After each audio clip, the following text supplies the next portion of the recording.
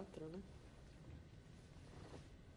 Entrevista com a senhora Elizabeth Egner, fita número 4. Dona Elizabeth, como a senhora foi recebida pela comunidade judaica?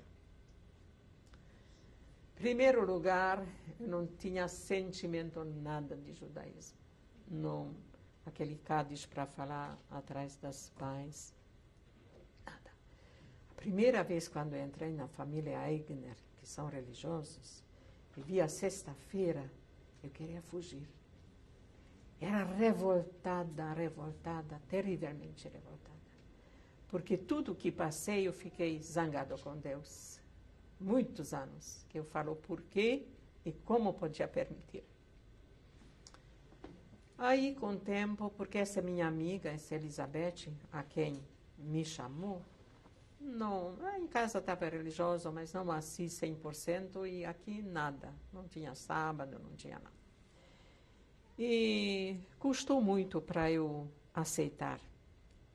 E o bom destino, depois de um ano, casei com meu primo, que é religioso, que exigia e fazia, mas muito contra a vontade. Até meu irmão, quando veio aqui, disse, mas por que você foi casar com um religioso? Que a gente tinha a única raiva contra Deus e realmente pensou que não ficando mais religioso, já faço toda a minha vingança com Deus.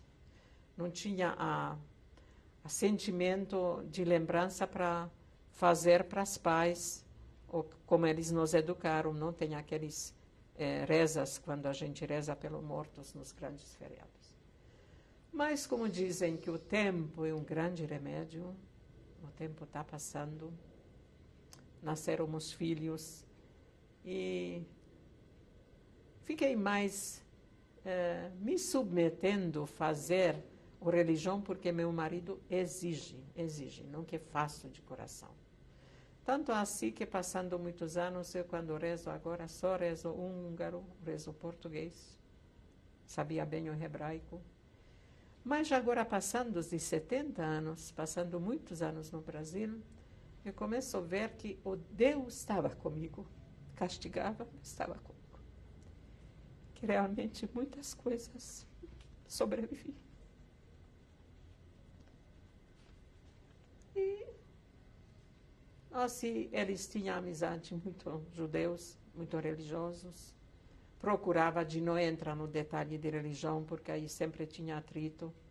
E chamavam de Haganá, chamavam de tudo, porque era muito revoltada. E estou aqui, fazendo.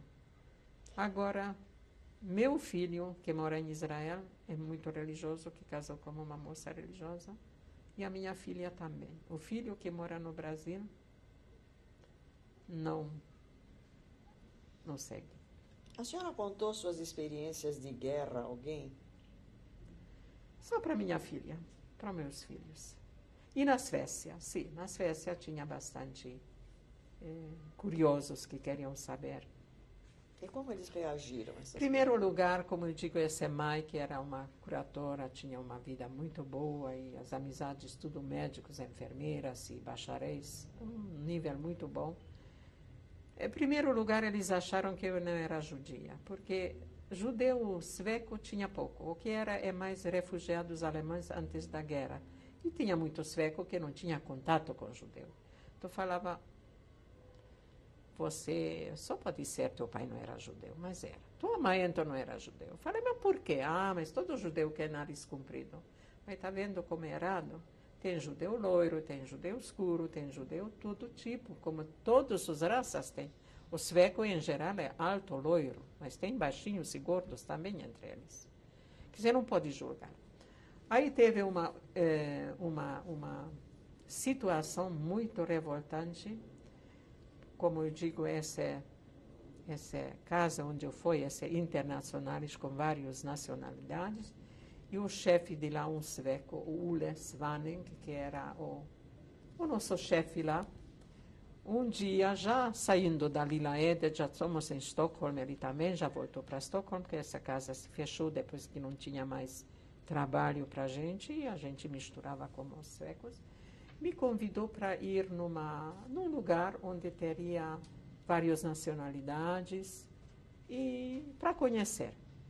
Cheguei lá e veio um alto alemão e cada um só falava nome. Então eu falava, sou Elisabeth Tischler, vinha para a Suécia, pronto. E a conversa vai, conversa vem, e ele começa a contar histórias que ele era soldado alemão e que ele foi abatido e que os russos pegaram e que quando os russos pegaram esse alemão, como ele era cruéis, como eles ruins, eu falei para ele, e os alemães? O que fizeram quando ocuparam? Ele tinha a petulância de dizer, mas os russos mexeram com gente civilizada. Eu falei, por quê? Você acha que Hungria, ou Tchecoslováquia, ou Polônia não tinha gente civilizada? E ficou uma grande briga. Quer dizer, eu era revoltada e respondia. Aí, quando terminou a janta, ele veio e falou, deixa eu perguntar, você está odiando os alemães porque nós ocupamos Tchecoslováquia? Ou você tem outra razão? Falei, sim, sou uma judia e sofri 11 meses no campo de concentração. Ele ficou literalmente com boca aberta, porque não esperava que nessa turma teria uma judia. E ele falou, e como você quer reconstruir a paz? Falei assim, com ódio. Essa era a minha mentalidade naquela época, 45, 46, 47. Depois não encontrei mais com ele. Agora, em geral, eles estavam ouvindo a gente e estavam também não entendendo como podia acontecer o próprio sueco. E eu acho que ninguém entende, nem o próprio judeu que não passou, porque quem não passa pelo mesmo não sabe o que é. Quem nunca tinha dor de dente jamais vai compreender que dor que faz. Mas eram muito bons, muito gentis. E a senhora arrumou emprego quando veio para o Brasil? Sim, eu vim com essa chamada do Dr. Flávio. Não falava português, muito pouco, mas mesmo assim ficou na sala de cirurgia instrumentista. Claro que no começo não fui eu que dava os instrumentos para ele, eu fiquei mais observando, ele tinha uma instrumentista, mas trabalhei bastante tempo na St. Eriks, agora estou misturando, perdão, no Matarazzo e no Santa Helena, Hospital Santa Helena. Depois de um certo tempo, tinha muita dificuldade, claro, a língua não sabia, então mais ainda a cirurgia e os instrumentos e tudo. Aí eu fui mudando de ramo, trabalhei outra coisa, saiu da hospital, saiu da enfermagem e não continuei mais. Depois, em curto tempo, fiquei noiva e casei. O seu marido também era sobrevivente? Não, ele veio para o Brasil em 1936, antes da guerra.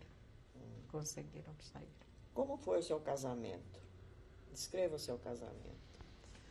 Casamento simples, onde os sogros tinham que bancar o casamento, que eu não tinha nada, nem enxoval, nem dinheiro, nem nada.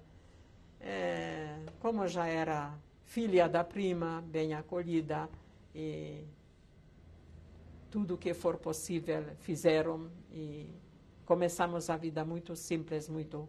Ele trabalhava com o pai dele, que o pai dele tinha lojas de relógios, ele era relojoeiro, consertava relógios, e tinha loja de joias. E a vida nunca era fácil, e agora no velhice pior ainda. A senhora contou sobre a guerra do seu marido? Vocês Sim, falavam disso? Claro, logo que antes de vir, já minha amiga, porque uma das irmãs dela casou com o irmão do meu marido, quer dizer, ficamos cunhados. Então, sabia que de onde vem, sabia o que tinha, e passou no campo. Então, estavam ao par, claro, e depois, divulgado pelos jornais, eles perderam todos os parentes, tias, tios, que todo mundo ficou lá, só eles tinham sorte para vir para o Brasil. E nunca acharam ninguém sobrevivente, toda a família foi aniquilada. E isso cada judeu que sobreviveu, seja brasileiro já de muitos anos, mas tinha parentes na Europa, sucumbia e muita pouca teve a sorte de sobreviver e e vir ou aqui ou para Israel ou para Estados Unidos, seja onde for. Quantos filhos a senhora teve? 3. Dá os nomes deles e quando nasceram. O Gabriel, que nasceu em 1953, 12 de janeiro. Depois tem o Roberto, que nasceu dia 26 de janeiro, 57. Depois tem a Marta, que nasceu 12 de junho, 58. Que língua a senhora fala com eles? O Gabriel, primeiro, enquanto estava sozinho, falou perfeitamente húngaro. Depois que entrou na escola, nós começamos a falar português. Os outros 2, quando nasceram, só falamos português. Eles estudaram? Sim. O quê? Estudou primário aqui no Beit Hinur. Depois tinha a continuação, escola religiosa, continuação de colegial. O meu filho fez administração de empresa no Mackenzie. O outro fez Pan-Americana e também fez administração. E a Marta fez o colegial aqui, depois fez 3 anos secretário no Dante, depois foi para Israel e ficou lá. A senhora contou a eles que era sobrevivente? Sim, sempre. Que idade eles tinham quando a senhora contou? Bom, acho que tinha mais ou menos 10, 12 anos. Qual foi a reação deles? Ouvindo como uma história, acho que não entra na cabeça tanta coisa. Ouve como se fala de uma guerra, da Primeira Guerra Mundial, um soldado, ou se fala de outra coisa. É uma história comovida, mas não entendeu bem, não? Não entendeu bem. Seus filhos casaram? Os 2 meninos, sim. A menina não casou. Qual é a origem e a nacionalidade das esposas deles? Bom, são brasileiras, porque a primeira, o Gabriel que casou com a Cleide, já a mãe dela era brasileira. Acho que o pai também. A Débora, que casou com o Roberto, a mãe é brasileira, o pai veio bem pequenininho. São judias? Sim. A senhora tem netos? 7, bens a Deus. Dá os nomes deles. Primeiro tem a Juliana, a Vivi e a Carolina. São filhos do Gabriel, filhas do Gabriel.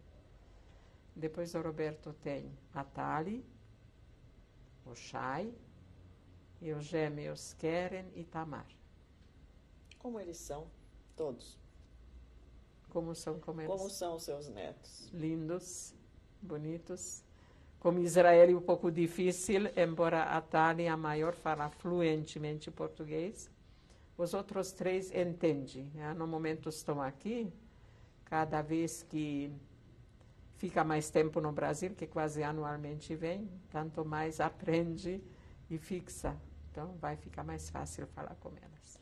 Alguma vez a senhora sentiu discriminação no Brasil? Nunca. Como está a sua saúde? Bastante ruim. Mas tem alguma coisa que a senhora possa atribuir ao Holocausto?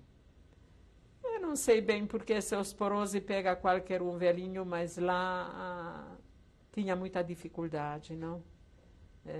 Muita privação, emagreci demais, tinha 45 quilos. Mas, assim, propriamente, não ficou severa, porque essa é a única coisa que realmente tinha na vista. Sarou, não deixou nada. E sarei da cabeça, não fantasiou mais, quer dizer, assim visivelmente não. A senhora pensa com frequência no Holocausto? Muito. E eu nunca vou esquecer aquela judia de gueto, muito medrosa. Se tem alguma coisa que acontece, eu já estou vendo tudo escuro, já estou tudo apavorada, já vejo que não vai conseguir esse estado viver. Não tenho aquela segurança. Esse ficou como estava. Ficou. Indiscutivelmente, estou muito orgulhosa que consegui sobreviver o judeu medroso que ia naquela aniquilação sem revoltar, sem fazer alguma coisa.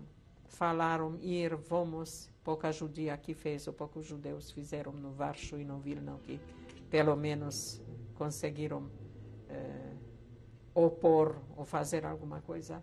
Quando se vê esses soldados israelis que salvaram do Entebbe, que parece mesmo uma história inacreditável, ir no aeroporto na África e salvar esses prisioneiros. Mas a gente vive numa constante preocupação, uma constante insegurança, que eu pensei que a velhice fosse mais bonita. A senhora tem sonhos sobre o Holocausto? Nunca sonhei. Nunca. Nunca com minha mãe, nunca com meu pai, nunca. A senhora celebra as festas judaicas? Sim, sim. A senhora recebe indenização de guerra? Sim, dos alemães se tem uma indenização. A senhora lê livros, assiste filmes sobre o Holocausto? No começo, é engraçado, ia até mais fácil. Agora, para fazer esse depoimento, eu tinha uns 15 dias choros. Nem podia imaginar que vou conseguir falar. E por que a senhora quis contar a sua história? Foi mais por minha neta, que está aqui de Israel, e ela está muito, muito interessada em tudo o que acontece, e eles aprendem lá. Então, como saiu já faz tempo sobre este Shoah, saiu na seleção, em vários livros, então meu filho planejou de vir. Perguntei, Tali, você queria ouvir? Eu pensei que ela podia ficar presente, que ela entende e fala fluentemente português. E disse sim. Então falei, eu vou fazer. A senhora gostaria de acrescentar mais alguma coisa que eu não perguntei?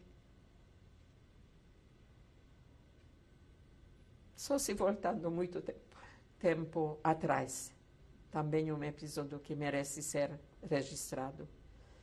Quando os húngaros entraram em 1938, tinha muito dificuldade de arranjar pão e comida. E nós tínhamos muitos bons amigos cristãos nas aldeias.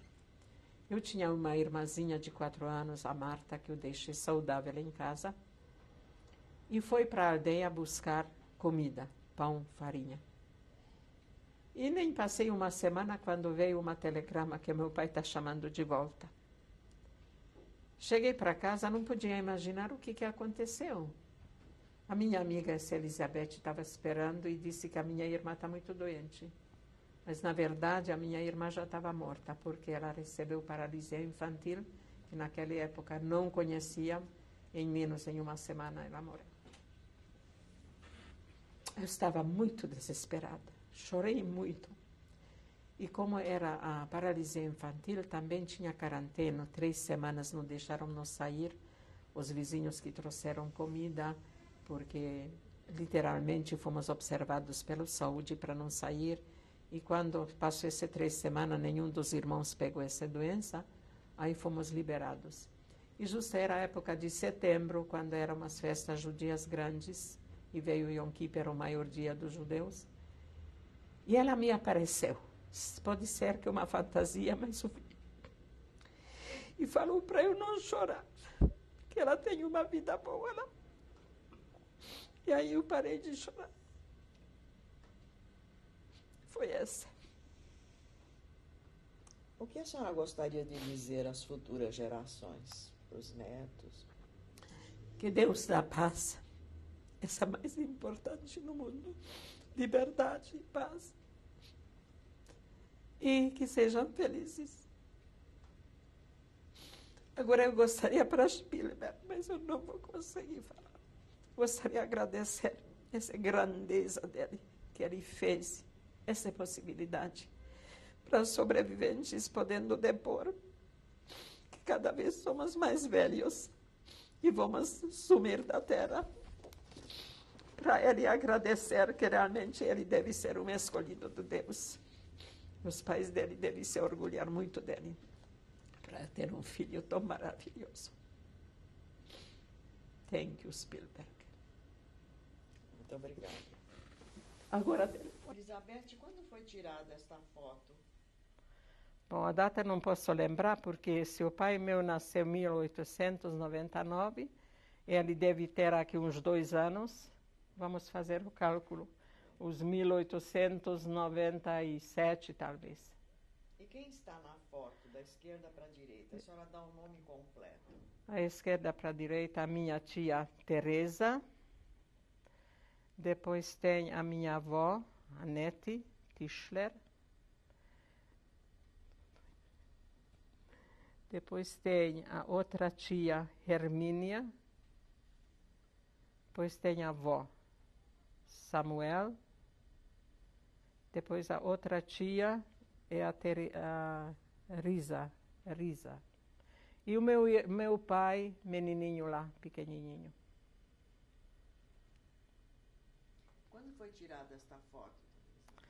Essa foto devia ser tirada em 1940 ou 42, quando já judeu não podia ir na outra escola. Essa foi a única que aceitou judias. Era uma escola de arte. Tem alguns não judias, mas a maioria são judias.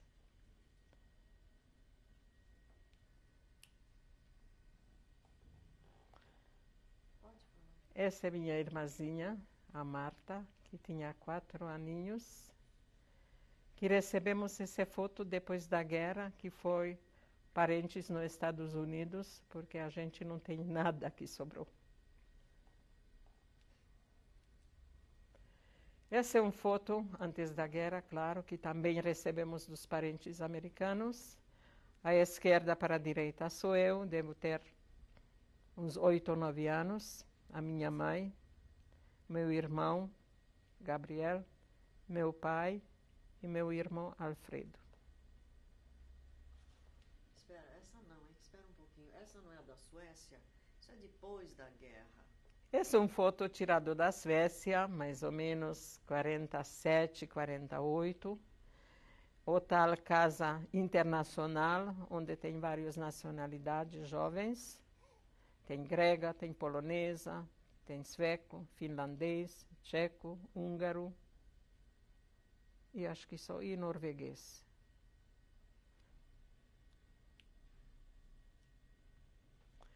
Essa era a minha casa, onde eu morava, e daqui que nos levaram para gueto e mais tarde para Auschwitz.